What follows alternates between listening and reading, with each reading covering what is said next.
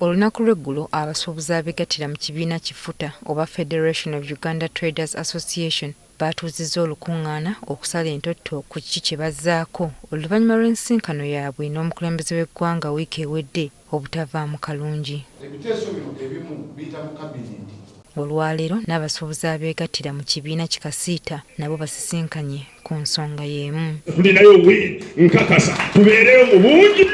Kyokka kitegeerekese nti wabaddewo enzikiriziganya abasuubuzi mu bibiina byombi batuule mu lukiiko olw'awamu okusobola okukkaanya ku kiki kye bagenda okuzzaako.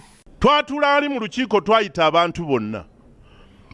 Tugenda ofulumayo nga tulangiridde olwokubiri essaawa ezaddako nga baga nti enkya ku Mmande. Kati guno bagufuuse muze. Ne tujja gulwanyisa Mungu teyeebaka. Naye babateesezza birungi tetubikolimira. Kati bano balaze okutya nti bandiremerwa okutuuka ku lyengedde olw'enjawukana ze balina wakati mu bo. Naye mba okakasa abasuubuzi nti entalo ezo tezituyamba. Tulina kusoosowaza nsonga zaffe za busuubuzi. Bwe tumanya nti bwe tuba bataano nga tulina omu gwe twagala atunyonnyolera ensonga tulina mwatusinga tumuwe mwetaaga baloga.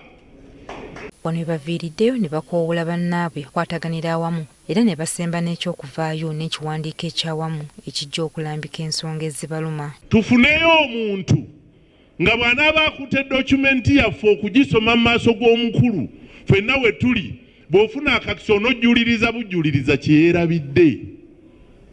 Naye okukaayana bano bonna abafiirwa ssente zaabwe abatula mu nkiiko eno nga bo tebajja wali kwogera. Kati bano balindiridde ensinkano y'abasuubuzi b'omukulembeze w'eggwanga nga 2 omwezi ogujja nga kwe bajja okusinziira okusalawo ekiddako. Mbasaba nze pozishoni yange entungi ekwataganye n'eya Haaji tulinde era ne bannaffe tugenda kwogerezeganya nabo. Kyonna ekinaavaayo bwe kinaabanga kye kirungi kye tuwulira nti kya makkati oba kisaanidde tujja kuba tugenda nakyo.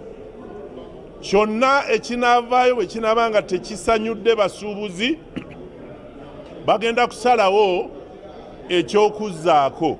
Abasuubuzi okusinga beemulugunya ku nkola y'okusolooza omusolo gwa VAT eyitibwa EFRIS gye baagala eggibwewo mpozzi n'ensonga endala ezeekuusa ku misolo.